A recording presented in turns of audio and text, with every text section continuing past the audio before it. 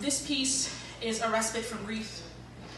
There's a certain stigma that surrounds grief, a sort of timer or statute on how long one's supposed to feel their pain. Even more so when family's involved, and there's a way you must conduct yourself in spite of this loss. When you love someone, you do your best to honor them, and when they hurt you, you either tell them or you spare them. This piece is dedicated to a person whom I love dearly, but to whom I never got the opportunity to express the pain that she caused me. Go ahead and play the track. This is my journey without you. 14. I saw you the night before you left. You weren't quite as I remembered you. You were never healthy, but you had decomposed. This was decay. I thought it strange to have seen you in one afternoon more dressed in a wooden encased bed than you were in the days spent in that mechanical one, clad only in that cheap linen robe, half closed.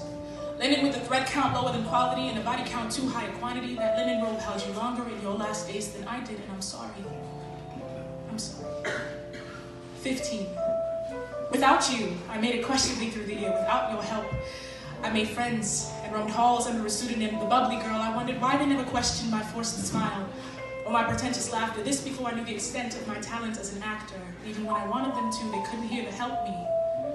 They couldn't tell I was suffering. I did that. I made it.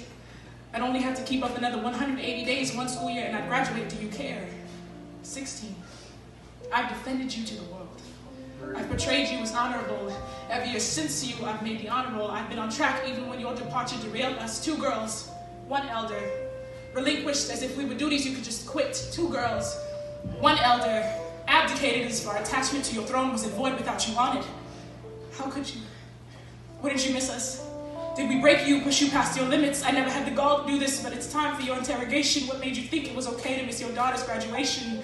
I had to face endless repetitions of teachers' questions. Is your mother coming? Endless repetition of friends' questions. Is your mom coming?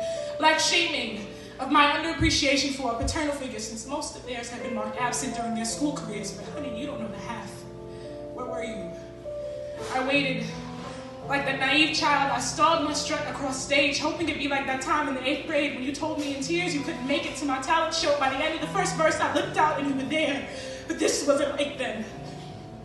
I wouldn't run on stage to have my face in your hands, feel pride through your grin as you cried, congratulations, you missed our graduations. Where was your participation? I don't know how your first is doing, mama, but your youngest ain't holding up against the heat. You've orphaned me before I could find sweetness in 16, in memory of, in honor of. She wouldn't want us fighting, only drove the wedge between us deeper. You know, you must have been something when you have been nothing, and your absence emphasizes the presence of the emptiness and non-existence of our present. We float in limbo of fragmented memories of our past and assumed futures. You were my best friend, and at 17 you showed me your true colors. Somehow it was okay that I didn't need my mother, but you needed yours, so here we stood, knelt, motherless. Not once but twice it felt as if you laughed at the idea of emotional liberation. Was it funny? My desperate grasp for bonds with other people's moms. Did you find amusement in my attempts to fill the gaping hole you left? Downright comical. Your motherless child seducing protection from other people's parents. An emotional harlot in search of a mother like pimp. No one else holds my heart like you did. 2 girls, no elder.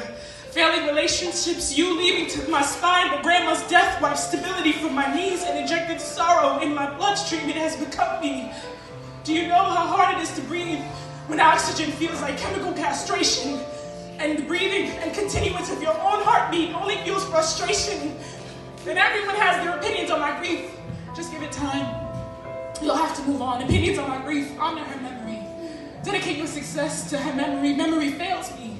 I don't remember your voice. I can't recreate it. Memory. I have to scavenge for photos to rediscover your face. It's faded. Remember me. You are a phantom. You are my grief. You put half-truths behind the phrase deadbeat mom. You were the most involved parent. Invented the PTA meets and could handcraft socket cleats. You weren't a deadbeat. I'm not. I don't hate you. I'm just angry. I hate you for loving me so much, then expecting me to carry a pulse without the help of your touch. I just miss you like hell. You weren't a deadbeat. Your death just beat the hell out of me.